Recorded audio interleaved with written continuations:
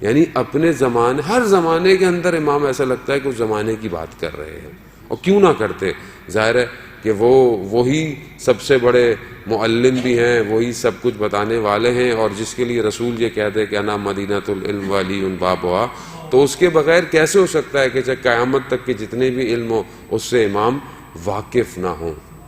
امام جانتے تھے انسان بڑی بڑی گاڑیاں بنا لے گا، بڑی بڑی بلڈنگ بنا لے گا، مگر انسان نہیں بن پائے گا۔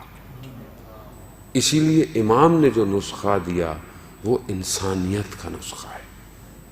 مگر کا امام کو نہیں پتا تھا جہاز کیسے بنیں گے، امام خود نہیں کہتے مجھ سے میں زمین سے زیادہ آسمان کے راستوں سے واقف ہوں۔ امام جانتے تھے کہ کیا کیا ہوگا، کیسے ہوگا، مگر کیوں نہیں بتایا؟ کہا کہ یہ بنا لے گا انسان، مگر انسان نہیں بن پائے گا، بندہ نہیں بن پائے گا اس رب کا۔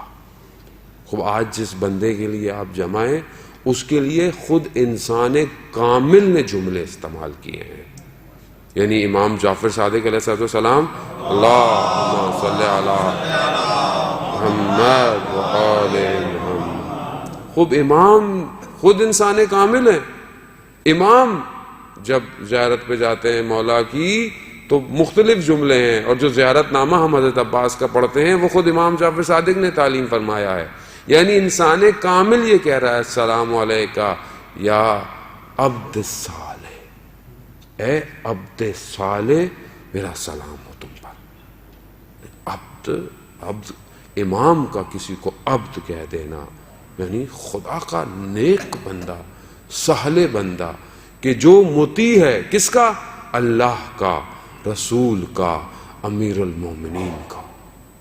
آپ زیارت نامہ پڑھیں آج انشاءاللہ، تو بہت بڑا نہیں ہے زیارت، تھوڑی سی ولادت ہوا کرے تو کچھ زیارتیں انشاءاللہ پڑھیں گے آج، تو آپ جملے دیکھیں، یعنی جس ہستی کی معصومین نے مدح کی ہو اس کی میں اور آپ کیا کریں گے؟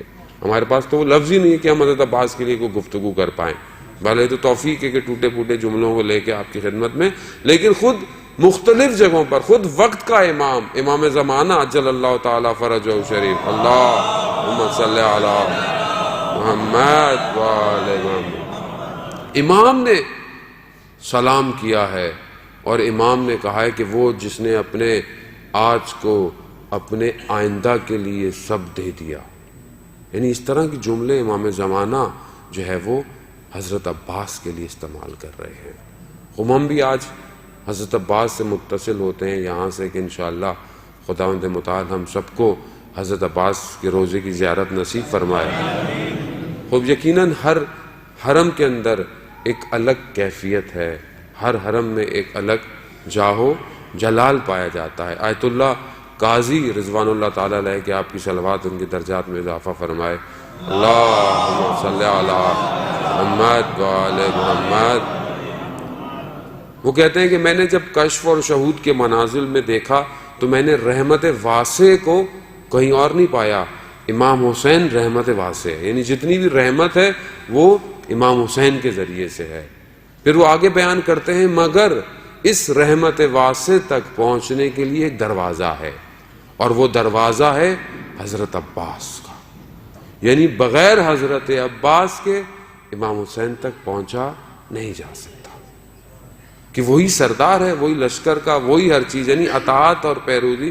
اور لوگ کہتے بھی ہیں، بہرحال مشہور بھی ہے، ہمیں بھی خدا ہماری جو ہے وہ دادی کو کہ خدا ان کی مغفرت کرے، ان کے آج ہمارا جو گفتگو اس کا ثواب بھی ان کو پہنچے، وہ کہتی تھی کہ میں 1950 اور 40 کے 50 میں جب زیارت پہ گئی، ہم ہوتے تھے، ہمیں وہ اکثر وہ پرانی باتیں بتایا کرتی تھی، وہ بہرحال مومن تھے لوگ، اور اللہ کرے ہم بھی آج مومن ہی ہوں، اور گفتگو جب بھی وہ اہل بیت کی کیا کرتے تھے تو ان کی آنکھوں میں آنسو آ جایا کرتے تھے۔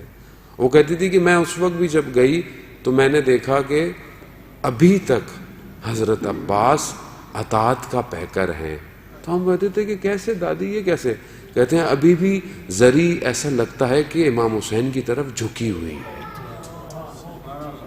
وہ بہرحال ظاہر ہے کہ انسان وہی ہے جو دل سے صاف ہوتا ہے، اس کو یہ ساری چیزیں نظر آتی ہیں۔ ہم لوگ تو بہرحال دل ہمارے اتنے صاف نہیں، ہمارے اتنے پاک نہیں کہ ہمیں یہ ساری چیزیں نظر آئیں۔